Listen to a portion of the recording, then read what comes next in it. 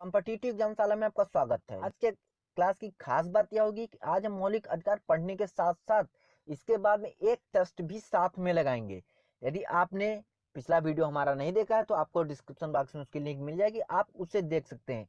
यदि आप चैनल पे पहली बार विजिट कर रहे हैं तो वीडियो के अंत तक रुकिएगा। यदि आपको वीडियो अच्छा लगे तो अपने दोस्तों में शेयर करना और चैनल को सब्सक्राइब करना बिल्कुल ना भूलेगा। तो चलिए स्टार्ट करते हैं। मौलिक अधिकार। मौलिक अधिकार को अब भारतीय संविधान में अमेरिकी संविधान से लिया गया है। इन्हें भारतीय संविधान में भाग 3 में अनुच्छेद 12 से लेकर अनुच्छेद 35 तक बताया गया है। इन्हें भारत का मैग्ना कार्टा कहा जाता है या महाअधिकार पत्र कहा जाता है। अमेरिकी संविधान में मूल अधिकारों को मैग्ना कार्टा कहा जाता है। क्योंकि यह अमेरिका से लिए गए हैं, इसलिए भारतीय संविधान में इन्हें मैग्ना कार्टा या भारतीय संविधान का मैग्ना कार्टा या महाअधिकार पत्र कहते हैं। इनका गुण नकारात्मक होता है। नकारात्मकता इनमें इस कारण होती है क्योंकि यह किसी भी देश के नागरिक को सरकार के विरुद्ध केस करने के लिए दिए जाते हैं। यदि किसी भी नागरिक का मौलिक अधिकार का हनन होता है तो वह सरकार के विरुद्ध केस कर सकता है अपनी न्यायपालिका में। इसलिए इनका जो गुण है वह नकारात्मक है। वर्तमान भारतीय संविधान में कुल 6 मौलिक अधिकारों को बताया गया है, जबकि जो मूल भारतीय संविधान था उसमें कुल 7 मौलिक अधिकार रखे गए थे। तो कौन सा मौलिक अधिकार कम हुआ उसे हम आगे जानेंगे। बारे में ट्रिक के द्वारा हम सभी के सभी मौलिक अधिकारों को अनुच्छेदों के सहित जानेंगे। तो ट्रिक आपकी यह है कि मौलिक अधिकारों का समस्त शोध शिक्षा के उपचार पर। मौलिक अधिकारों का समस्त शोध शिक्षा के उपचार पर। तो यहाँ पर जो आपका सम है, सम से आपका बनता है समता का अधिकार, समानता का अधिकार। इसे अनुच्छेद 14 से लेकर 18 तक बताया गया है। स्व से बना आपका स्वतंत्रता का अधिकार। इसे अनुच्छेद 19 से लेकर अनुच्छेद 22 तक बताया गया है। शोध में शो से बना आपका शोषण के विरुद्ध अधिकार। इसे अनुच्छेद 23 और 24 में बताया गया है। धा से बना आपका धर्म की स्वतंत्रता का अधिकार। इसे अनुच्छेद 25 से लेकर 28 तक बताया गया है। उसके बाद में शिक्षा का अधिकार, शिक्षा से बना शिक्षा का अधिकार, उसको अनुच्छेद 29 और 30 में बताया गया है। इसमें शिक्षा के साथ साथ संस्कृति के अधिकार को भी बताया गया है। उपचार से बना आपका संवैधानिक उपचारों का अधिकार। सबसे ज्यादा मोस्ट इंपॉर्टेंट जो है वो आपका यही है, संवैधानिक उपचारों का अधिकार, अनुच्छेद 32। इसे डॉक्टर भीमराव अंबेडकर ने संविधान की आत्मा कहा है। सबसे खास बात इसकी यह है कि इसमें रिट्स जारी होते हैं जो मौलिक अधिकारों को बहुत ही ज्यादा सुरक्षित रखती हैं। अब जानेंगे अनुच्छेद 31 के बारे में। यहाँ पर आपने ध्यान दिया होगा 29 30 हो गया, 32 हो गया, लेकिन अनुच्छेद 31 कहाँ गया? तो जानते हैं अनुच्छेद 31 के बारे में। अनुच्छेद 31 में बताया गया था संपत्ति के अधिकार को। अब वर्तमान में जो है इसे 44वें संविधान संशोधन 1978 द्वारा संविधान के भाग 12 में अनुच्छेद 300 का के अंतर्गत एक कानूनी अधिकार बना दिया गया है, ना कि मौलिक अधिकार। ये मौलिक अधिकार से हटाकर इसे कानूनी अधिकार में परिवर्तन कर दिया गया है। इसका जो इससे संबंधित केस है वह आपका वामन राव बनाम भारत संघ 1981 का है। इसी के कारण सब हुआ था। जानेंगे प्रमुख अनुच्छेदों के बारे में जो मोस्टली एग्जाम में पूछे जाते हैं। तो इसमें सबसे पहला जो नंबर है आपका वो अनुच्छेद 14 का है। अनुच्छेद 14 में आप बताता है आपका विधि के समक्ष समता एवं विधियों का समान संरक्षण। इसका मतलब यह है कि हर एक नागरिक को विधि समान रूप से देखती है, उसके लिए समान संरक्षण का व्यवस्था करती है। इसके जो अपवाद हैं वो आपके अपवाद हैं राष्ट्रपति और राज्यपाल। ये मोस्ट इंपॉर्टेंट है, याद रखना। राष्ट्रपति और राज्यपाल अपवाद के रूप में क्यों है? क्योंकि जब ये अपने पद पर रहते हैं तब इनके खिलाफ कोई भी कानूनी प्रक्रिया नहीं की जा सकती है।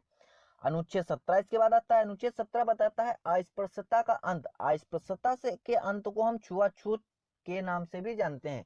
पुराने समय में क्या होता था, जब भारत आजाद नहीं होता था तो लोग जो निचले वर्ग के लोग थे उनके हाथ का छुआ हुआ पानी तक नहीं पीते थे। तो इसी को अंत करने के लिए अनुच्छेद 17 में बताया गया है कि आप इस चीज का अब नहीं कर सकते हैं, आप इस चीज को अब नहीं कर सकते हैं।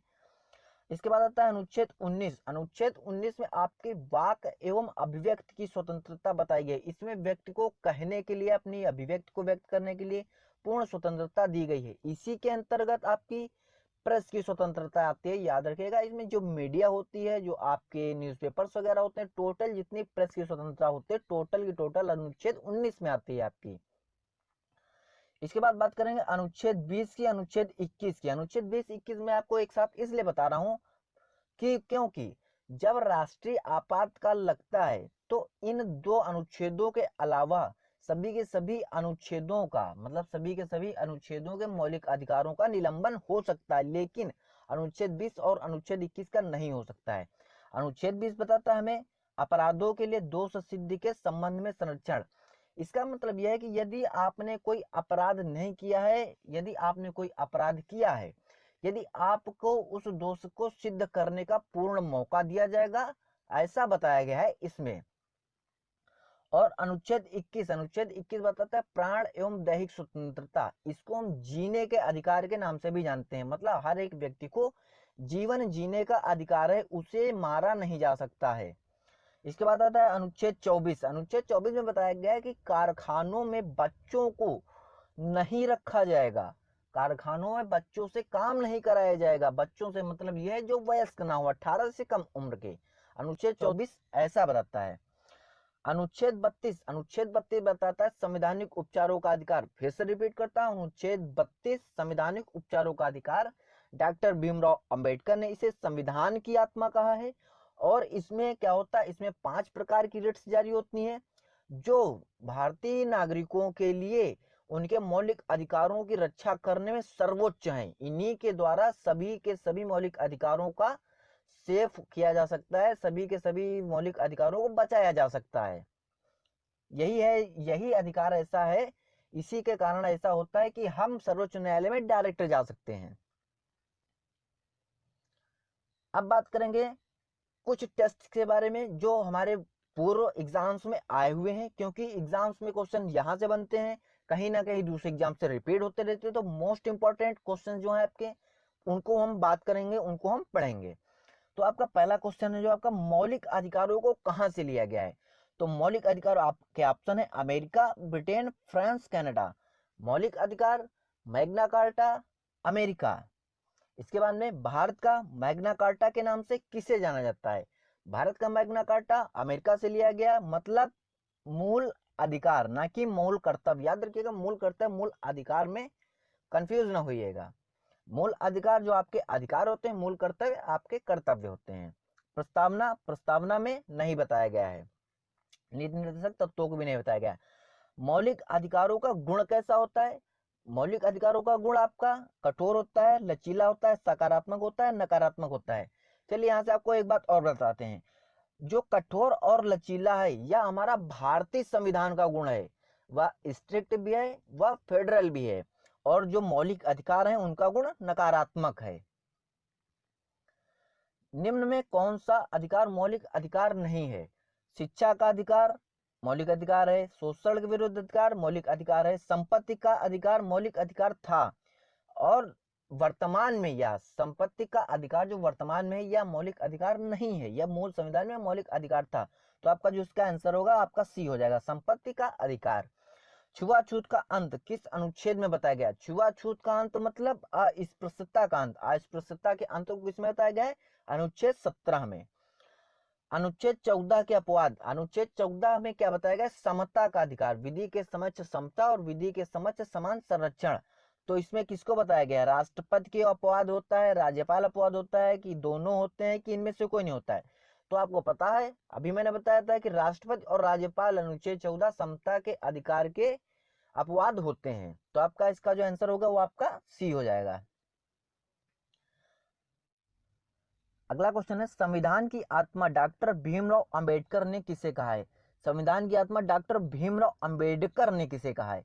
भीमराव अंबेडकर ने संविधान की आत्मा मूल अधिकारों को कहा है। और संविधान की आत्मा प्रस्तावना को किसने कहा है। मैंने प्रस्तावना के टॉपिक में आपको बताया था, इसको ठाकुर भार्गव दास ने कहा था।